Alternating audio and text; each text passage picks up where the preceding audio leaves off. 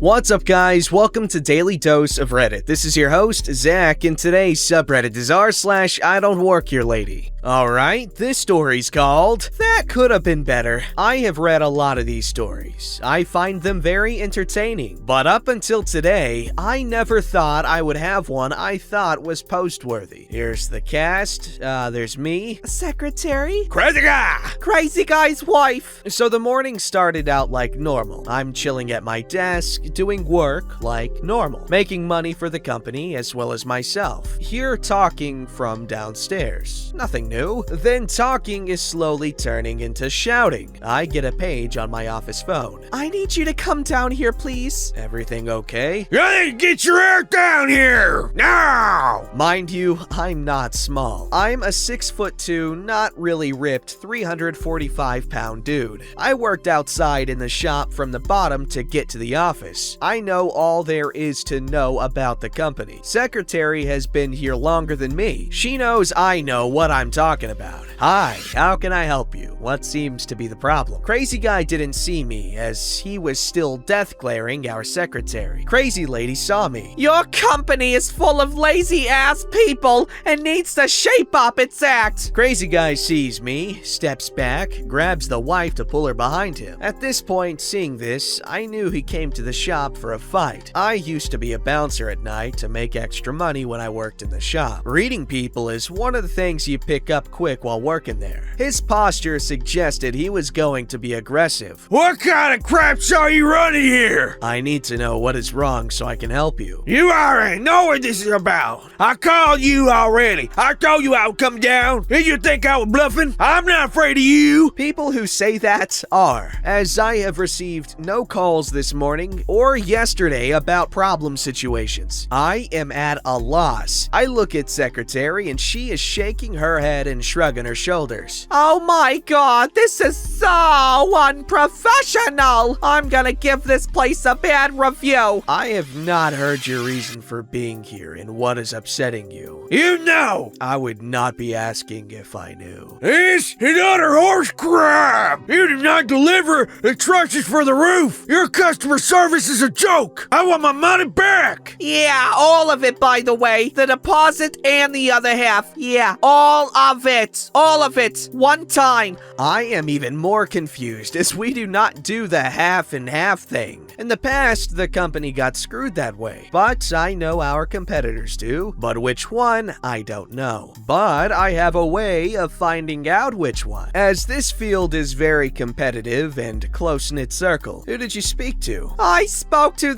I'll just call him Chad. He said we would get our trusses yesterday. Mind you, when she talks, she has a finger in my face. Yeah, and they never showed up. As I have dealt with a lot of so-called alpha males in my life, they raise their voice to assert their dominance over me. It doesn't work. At this point, I am annoyed that they are thinking we are our competitors. I am getting yelled at and demeaned by two idiots that didn't see the giant sign right as they drove in. It's a huge logo. It's 8 feet tall and 15 feet long. I know. I helped make it. I ask calmly again, are you sure you're where you're supposed to be right now? At this point, that is the last of my I'm gonna be nice thread I have. Secretary in Hawaiian. Don't do it. Stern look on her face. Do what? She gets in my face. That's a big no-no. What do you think you're gonna do?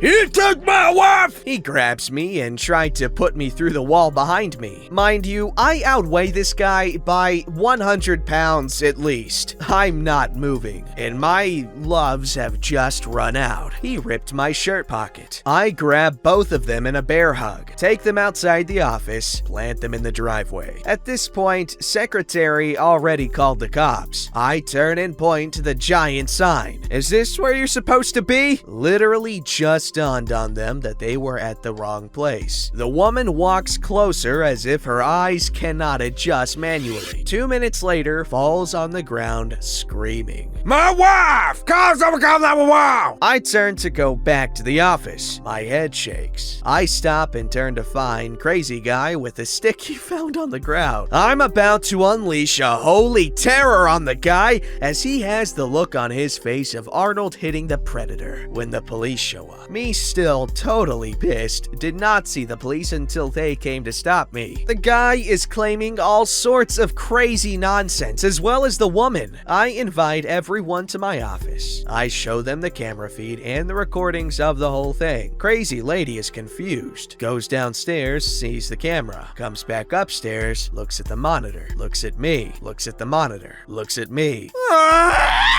She does a crazy growl and leap thing. I dodge and put my hand on her back, pinning her to my desk. Oh, crazy guy hero moment does a jump at me. I do the same thing to him. Crazy lady screaming. Cops don't care. Both go away in handcuffs. What is this, a green text? Their car got towed as well. Yes, me and secretary press charges. I talk to the guy they're supposed to be talking to. Come to find out that they were getting trusses in the morning, but didn't, as no one was there to receive the trusses. Crazy guy and crazy lady sent the contractor home to come deal with us, as now the job is not finished. The contractor cannot get paid. The job is not finished. The house is open. Trusses sitting on the ground. Owners in jail. When it rains, it pours. Yo, as I said that, like, my ears started ringing. Do I have tinnitus? I'm kidding. It's still ringing though. That's weird. Like my hearing just went out and then it was weird. Okay. Sorry, you're my WebMD. Badass security story. I knew a dude back in high school, when I was in Colorado. This guy named Gary. He was a huge ass dude. And he was in high school. I'm pretty sure, no, he was a little bit older than me. But back when I was in like 15, 16, he was like 16, 17. Anyway, no, he was younger than me. That's crazy. He was huge. My point is, he was so big and intimidating that, he was often used, not often used. He had been a bouncer before, and he was in high school. So like earlier high school. It was crazy. But he's also a really talented artist. Insanely amazing work. In fact, I'd say it's safe to say him, and this other girl, Bailey, they were like top 2 artists in the entire school. Obviously, that's not a metric that you can really measure. There's not really a point in calling it a metric then, is it? But anyway, that's not what art is. But I'm saying, technically speaking, if they were asked to replicate something, he was amazing. And he was just amazing at depicting scenes of like, I don't know, a ship on a freaking stormy sea. It was insane. I'm sorry, I'm rambling. This is unrelated. Garrett, you go, guy. All right, this story's called Warzone or Home. I'm not quite sure this story belongs here, but my friends keep saying I should post it, and I think this subreddit is the closest that fits. So here goes. It was the summer 2010. I was 27, old boy. I'm kidding. Male, and I was gallivanting about the Middle East after doing some volunteer work for a few weeks in a refugee camp in Palestine. My brother! I had flown into Jordan initially. I'm Australian, so an 18-hour flight, but I just spent the last few weeks having fun border hopping and exploring the region. What a dude. I had 4x4'd across the Wadi Rum to see Petra. Wadi Rum to see Petra. Petra, sorry. And then hired a Bedouin to take me to the coast where I spent a week scuba diving the Red Sea. Did you see Moses? After I caught a ferry to Egypt, where I did the usual time-honored tourist things of ancient ruins, camel riding, buying useless junk, and haggling over everything. Amazing. Since I was flying out of Amman, I had to take a flight from Cairo to Amman airport to make my long journey back to the land down under. Down under. I don't know if that was right. I was walking from one end of Amman airport to the other to find my departing flight back home. A flight which didn't leave for 4 hours. Damn. When I found a thin Jordanian man running toward me, trying to get my attention. He wasn't dressed in any particular uniform. He looked like any sort of normal Jordanian. Perhaps a guide or a translator, I thought. He had been shouting at me apparently for the last few minutes from a distance, but I had my headphones in and had screened out the bustle of the busy airport. Mister, I have been looking for you. Come quickly, he said with pretty decent English. I was slightly taken aback that he knew who I was, but he grabbed me by the arm and started to lead me to somewhere in the airport. What's wrong? Is it my flight? I asked, confused. Yes, they're all waiting for you, was the reply. Now, this made me even more confused, as again, my flight wasn't for another 4 hours. I queried this, but the man responded with, your flight is leaving right now. We were basically jogging now, the man guiding me through the airport crowd, and We had covered a decent amount of ground. But as far as I could tell, going in the wrong direction to my flight. The more I thought about it, though, this didn't make any sense at all. So I stopped in my tracks. My flight isn't supposed to leave for another 4 hours. Has it been changed? The man also stopped and looked at me confused. No, it's waiting for you now. Everyone else is aboard. This convinced me. That can't be my flight. Are you sure you've got the right person? The man stopped and seemed to size me up as he looked at me. Of course, you're going to Afghanistan, yes? So, one thing. I'm actually ex-Army reservist and was using my old Army backpack and boots, which I hung off the back of my backpack when I was wearing non-hiking boots, say like when in airports. The thing is, I was pretty dirty. I just spent the last few weeks in the desert, and even though I myself was relatively clean, my clothes and backpack were looking pretty well used. Realization hit me. He thinks I'm running late to deploy to a war zone. Oh, no, I'm not a soldier. I'm going home to Australia. The man gave me an incredulous look and gestured to my backpack. You're not Army? He asked. I shook my head and said, ex-Army, just on holiday. He pointed at me. American? I shook my head. No, Australian, civilian. He and I looked at each other for a moment and both burst out laughing. He explained there was a U.S. Army unit already on the tarmac and awaiting the arrival of one very late member. Upon seeing my appearance, he just assumed this clueless Aussie was his very tardy lost infantryman. Upon realizing I wasn't his missing soldier, he excused himself and rushed off to continue his search. I must admit, a small mischievous part of me wishes I had said yes and wandered off to join whatever this unit that was deploying to Afghanistan. My ex-unit was actually deployed in the region at the time, so it might have made for a hilarious reunion, albeit a dangerous one. But luckily for me, my sensible part of my brain kicked in and had decided sleeping for 18 hours on my flight back to Australia, or Oz, I guess. Ounce? 18 hours on my fight back to Ounce was much smarter choice. I suck. Edit. There is a little bit of an extra bonus story that I'll put in the comments, as it's not really IDontWorkHereLady, but it happened directly after this. Wow, I wonder what that story is. I really do, because I'm not gonna read it on here. Alright, this story's called Restaurant Team Can't Figure Out Their Billing Software. I set it up for them and print my own bill, extra large, like my first post, but hopefully not the last. Background story. This happened nearly a decade ago. I was working at a startup e-commerce venture. We were a small team and it was my job to put in the processes and train the staff. Every month I would work on one department and document the IT, reporting, and other processes they need to follow, train them, and identify the person who could lead the team. It was my practice to invite the most promising employees and take them out for either drinks or a meal and get to know them better before coming to a decision. There were several restaurants and bars near our office, one of which I never patronized as it was too upscale. One day I noticed that one of the girls I was keen to promote as team lead for the customer support team was about to have a meltdown at work. I quickly pulled her off the floor immediately and took her to this upscale place, both to let her feel that she was valued as well as get a bit of privacy so I could understand all her issues. Incident. We had what could be called a high tea and